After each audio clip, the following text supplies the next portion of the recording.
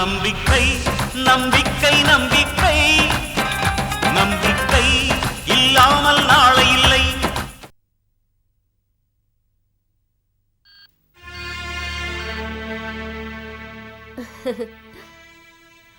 நந்தினி, உன்னை என்னால புரிஞ்சிக்கவே முடியலமா.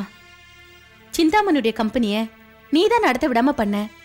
அப்புறம் நீயே சம்பள பணத்தெல்லாம் கொடுத்து அனுப்புற. என்னம்மா இதெல்லாம்? அம்மா, எங்கெங்க எப்படி எப்படி நடக்கணுமோ அப்படிதான் நடந்துக்கணும். கோகுலத்துல இருக்கும்போது கண்ணன் பெண்களோட சேலையை இழுத்து விளையாடினது என்னமோ உண்மைதான். ஆனா அதே சபையில பாஞ்சாலி அவமானப்பட்டு நிக்கும்போது அதே கண்ண அவன் மானத்தை காப்பாத்த தொடர்ந்து புடவையை கொடுத்துக்கிட்டே இருந்தாரு.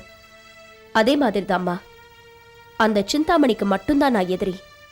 அங்க வேலை செய்யற தொழிலாளர்களுக்கு நான் எதிரி இல்லை. எனக்கும் சிந்தாமணிக்கும் நடக்கிற இந்த போராட்டம் இப்போ உச்சக்கட்டத்தை அடைஞ்சிருக்கு. வாயும் வயிறுமா இருக்கிற உனக்கு இந்த போராட்டம்லாம் தேவையாம்மா? யுத்த களம்னு வந்துட்டா அப்புறம் நாமளே நினைச்சாலும் பின்வாங்க முடியாதுமா. கடைசி வரைக்கும் எதிர்த்து நின்னு போராடியே தீரணும். அந்த வசந்தியும் சிந்தாமணியையும் கண்டிப்பா நான் ஜெயிச்சே ஆகணும்மா. என் போராட்டத்துல ஒரு நியாயம் இருக்கு. வசந்தனை ஏமாத்தின உடனே இந்த கருவை கலைச்சிட்டு நான் வேறொருத்தரை கல்யாணம் பண்ணிக்கிட்டு இதெல்லாம் மறந்துருக்க முடியும். ஆனா நான் அப்படி செய்யல. என்னால செய்யவும் முடியல. ஒரு ஆம்பளை என்னை ஏமாத்திட்டாங்கிறதுக்காக நான் இன்னொரு ஆம்பளைய ஏமாத்த விரும்பலமா. அதுக்கு என் மனசு இடம் கொடுக்கல. என் பக்கம் வரைக்கும் நான் நியாயமாத்தான் இருந்திருக்கேன். ஆனா அவங்க என் தாய்மையை அவமானப்படுத்தினாங்க. அதுக்கு கண்டிப்பா ஒரு நாள் அந்த சிந்தாமணியும் வசந்தும் பதில் சொல்லியே ஆகணும். என் கதைய கேட்கறவங்கெல்லாம் என் பக்கம் நியாயம் இருக்குன்னு கண்டிப்பா ஒத்துக்குவாங்க. அந்த நம்பிக்கை எனக்கு நிறையவே இருக்கு. நந்தினி, நீ போராடுமா. அதை யாரும் வேண்டான்னு சொல்லல. கொஞ்ச நாள் போகட்டுமே. ஒரு பேரப்பிள்ளைய பித்து என் கையில கொடுத்துட்டு அதுக்கப்புறம் போராடுமா. அது வரைக்கும் கொஞ்சம் இல்லப்பா. உரிமைகளை உரிய நேரத்துல கேட்கலன்னா அப்புறம் அது நமக்கு கிடைக்காமலே போயிடும். விசால அம்மா இழந்த சொத்துக்களை எல்லாம் அவங்களுக்கு நான் மீட்டு தரணும்.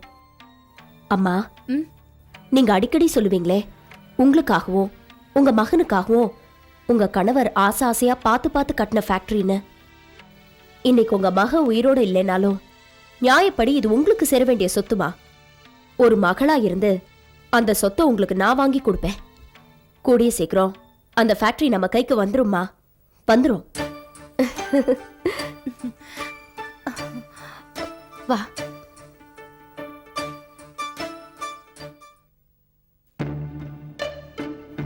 இதுல என்ட்ரி போட்டாதானே? அதான் எனக்கு தெரியுமே சார்.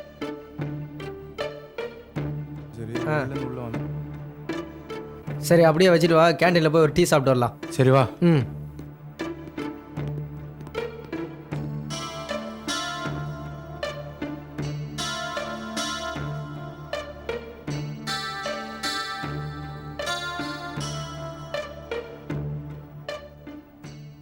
பாரு, எதை எடுத்துன்னு போறோம், வா என்னன்னு கேட்போம். யோ, என்ன என்ன எடுத்துட்டு போற? இது நம்ம கம்பெனி பொருள் தான் சார். வெல்டிங் செக்ஷன்ல உள்ள. என்ன பொருள் இது? இன்ஜினியர் ரிப்பேர் பார்த்து இருக்கா சார்? ஆமா சார். கேட் பாஸ் எங்க? கேட் பாஸ் அது வந்து இன்ஜினியர் தான் சார் ரிப்பேர் பார்த்து சொல்லி. இன்ஜினியருக்கு ஃபோன் பண்ணி கேட்கலாமா? இல்ல சார், சார் இது நம்ம வெல்டிங் செக்ஷன்ல உள்ளது சார். இது இப்போ ரிப்பேர் ஆயிடுச்சு சார். ரிப்பேருக்கு போனா கேட் பாஸ் எங்கயா? கேட் பாஸ் குடியா முதல்ல. கேட் பாஸ் இல்லாம எப்படி வெளியே எடுத்து போவா? சார் இது ரிப்பேருக்கு தான் சார் போகுது, வேற எங்க போல சார். ரிப்பேருக்கு இல்ல, எதுக்கு கொண்டு போனாலும் கேட் பாஸ் இல்லாம கொண்டு போக கூடாது. போயிட்டு நான் உடனே ரிப்பேர் பார்த்து எடுத்துட்டு வந்துருவேன் சார். கேட் பாஸ் இல்லாம உன்னை நான் வெளியே அனுப்ப மாட்டேன். உடனே கொண்டு வந்துருவேன் சார். இங்கே இல்லையா? அதுக்குள்ள என்ன வச்சிருக்க சொல்லு. வந்து போயின்னு கேட் பாஸ் இல்லாம என்ன? கேட் பாஸ் போட்டான் சார், மறந்து அங்கேயே வச்சுட்டு வந்துட்டான். கேட் பாஸ் இல்லைன்னா எப்படியா செக்யூரிட்டி விடுவாரு? கம்பெனியில் ஒர்க் பண்ணுற லட்சணத்தை பாரு. இந்தாங்க சார் கேட் பாஸ். ஏயா, இதை முதல்ல சொல்ல வேண்டியதானே? போப்பா.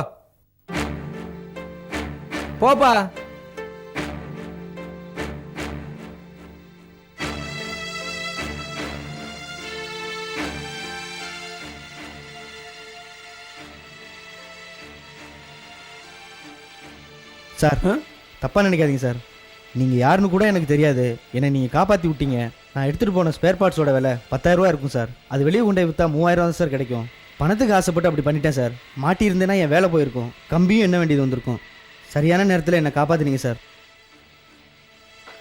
நீ செஞ்சது தப்புப்பா. முதலாளிங்க தொழிலாளிங்களை நம்பித்தான் கம்பெனியை விட்டுட்டு போகிறாங்க. அவங்களுக்கு துரோகம் பண்ணலாமா? தப்பு தான் சார். உன்னை பார்க்கும்போதே புதுசாக நீ தப்பு பண்ணுற மாதிரி எனக்கு தோணுச்சு. அதனால தான் செக் பண்ணுறவங்க வந்ததும் நானே உன் பேரில் டெஸ்பேச் நோட்டில் என்ட்ரி போட்டேன்ப்பா. சார் நீங்கள் தப்பாக நினைக்கலனா பக்கத்தில் தான் சார் என் வீடு. வந்து ஒரு வாய் காப்பி சாப்பிட்டீங்கன்னா சந்தோஷமாக இருக்கும் சார். எனக்கு சந்தோஷம் எது தெரியுமா? நீ திருடின பொருளை அதே இடத்துல கொண்டு போய் வச்சிருப்பா. அப்போ தான் எனக்கு சந்தோஷம். வச்சிடறேன் சார். சார் நம்ம 2 பேரும் எங்கள் வீட்டுக்கு போகலாம் சார். டியூட்டி முடிஞ்சு போகும்போது சாயந்தரமாக வரேன்ப்பா. மறக்காமல் வந்துருங்க சார். ம்.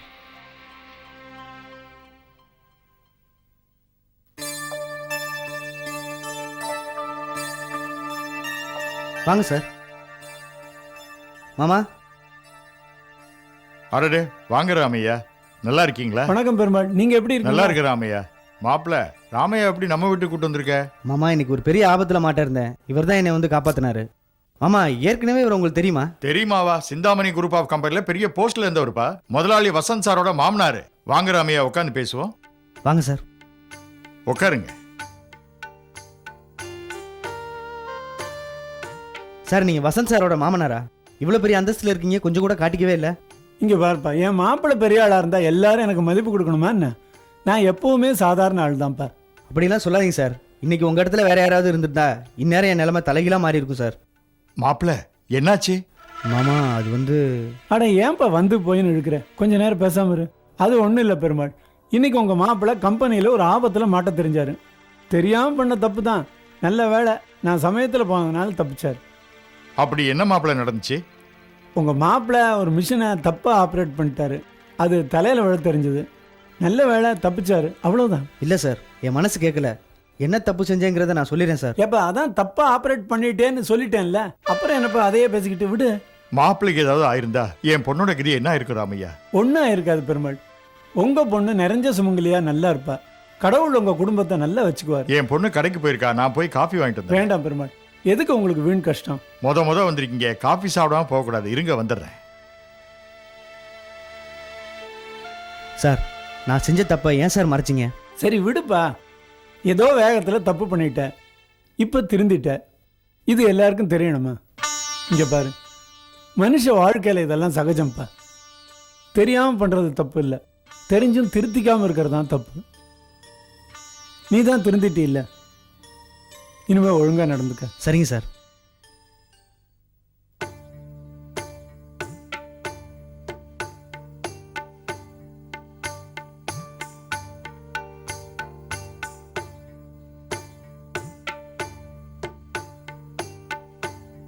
ராமையா.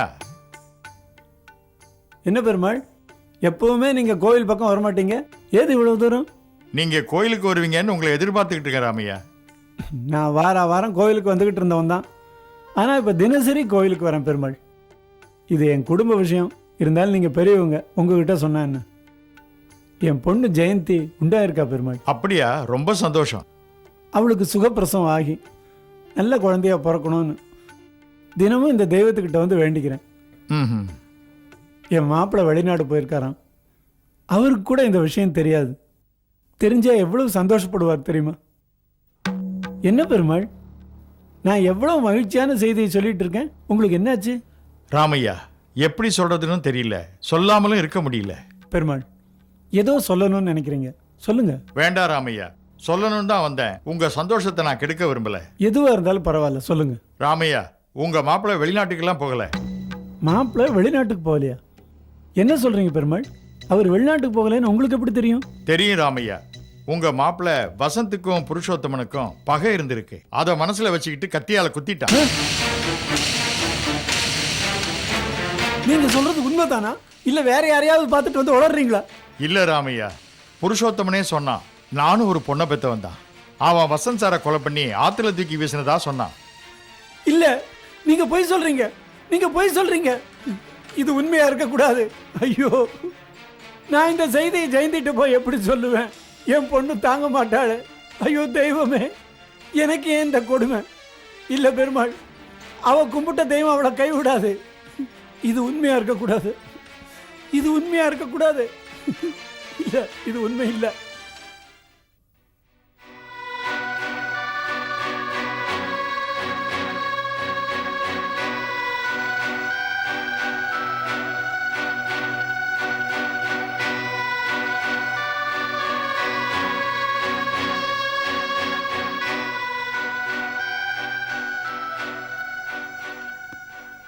சார் ஒரு நிமிஷம். இங்கே ஜெயந்தி டீச்சர் வீடு எது சார்?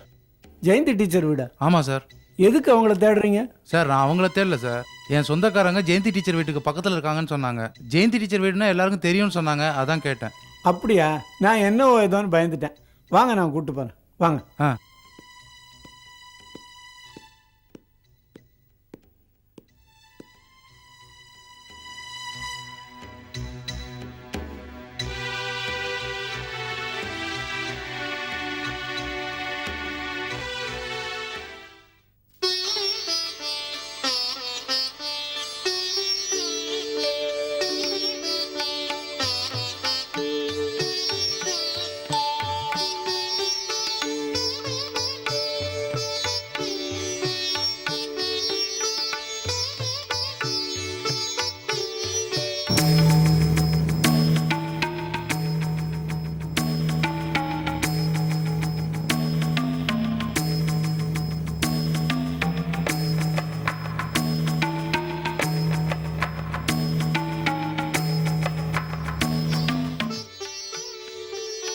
எடுத்துக்கங்க.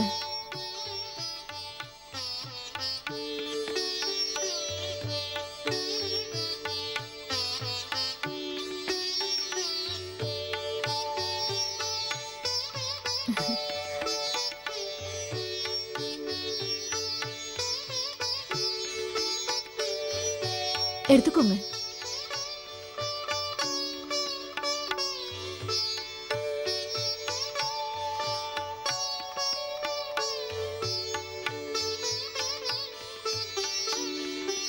எடுத்துக்கங்கம்மா.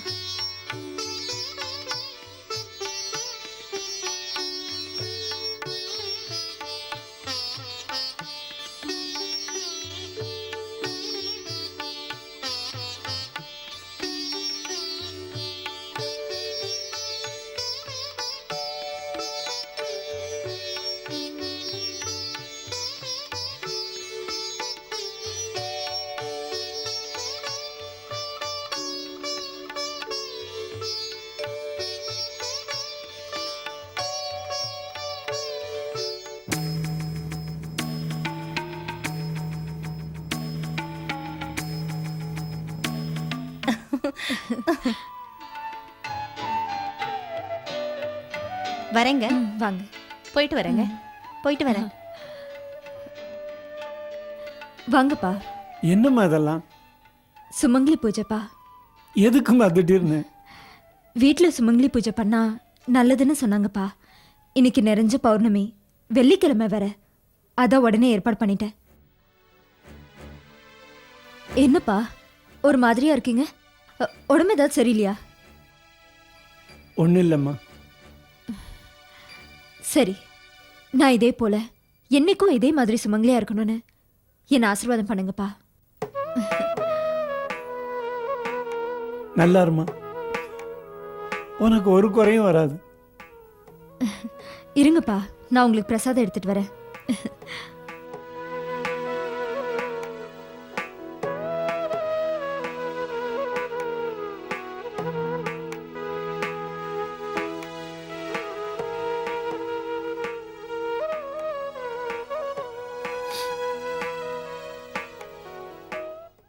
ராமையா, என்ன உளர்ற? நான் உளரலம்மா, உண்மையை தான் சொல்றேன். முதலாளிய 4 யூனியன் ஆளுக அடிச்சு கொலை பண்ணி ஆத்துல வீசிட்டாங்களா? நீ பாத்தியா? பார்த்திருந்தா போராடி தடுத்திருப்பேன். இல்ல முதலாளி கூடயே செத்திருப்பேம்மா. நீயும் பொண்ணு சேர்ந்து என்ன குழப்ப பாக்குறீங்க. வசந்த் வெளிநாட்டுக்கு தான் போயிருக்கா. இப்படித்தாம்மா இத்தனை நாளா நானும் என் பொண்ணு நம்பிட்டு இருந்தோம். பெருமாள் சொன்னதை கேட்டு என் நெஞ்சில இடியே இறங்கின மாதிரி ஆயிடுச்சு. என் பொண்ணு வயித்துல ஒரு கருவை சுமந்துக்கிட்டு இருக்கா. இந்த செய்தி அவகிட்ட சொன்னா தாங்கிக்க முடியுமாம்மா? ராமையா, வசந்துக்கு அப்படி ஒன்றும் ஆயிருக்காது. நான் பாத்துக்கிறேன். நீ போய் உன் வேலையை பாரு. மனசுல பாரத்தை சுமந்துக்கிட்டு எப்படிம்மா என் வேலையை கவனிக்க முடியும்? முதலாளி விஷயத்துல நாம ஒரு முடிவுக்கு வந்தாகணும். பேசாம போலீஸ்ல கம்ப்ளைண்ட் கொடுத்துடலாமா? அதெல்லாம் ஒண்ணு வேண்டாம். என் பையன் மன நிம்மதிக்காக எங்கேயோ போயிருக்கான். போலீஸ் கம்ப்ளைண்ட் கொடுத்து அவன் நிம்மதியை கெடுக்க வேண்டாம். அம்மா, முதலாளி 10 வருஷம் கழிச்சு கூட வரட்டும், பரவாயில்ல. ஆனா அவர் உயிரோடு இருக்காருன்னு தெரிஞ்சா அதுவே போதுமா எனக்கு. அவருக்கு ஏதாவது ஒன்று ஆச்சுன்னா என் பொண்ணு முகத்துல என்னால முழிக்க முடியாதுமா. என் பொண்ணு கழுத்துல தாலி தொங்கலைன்னா அடுத்த நிமிஷமே நான் தூக்கில் தொங்கிடுவேன். ஏன் இப்படி பேசிட்டு இருக்க ராமையா? என் பையனை பாதுகாக்க எனக்கு தெரியும். நீ நினைக்கிற மாதிரி ஒன்றும் நடந்திருக்காது. நான் பாத்துக்கிறேன், நீ போ. அம்மா, முதலாளி உங்கள் பையனாக இருக்கலாம், ஆனால் அவருக்கு ஏதாவது ஒன்று ஆச்சுன்னா அதனால் அதிகமாக பாதிக்கப்படுறதோ கஷ்டப்படுறதோ எங்கள் குடும்பம் தான்மா.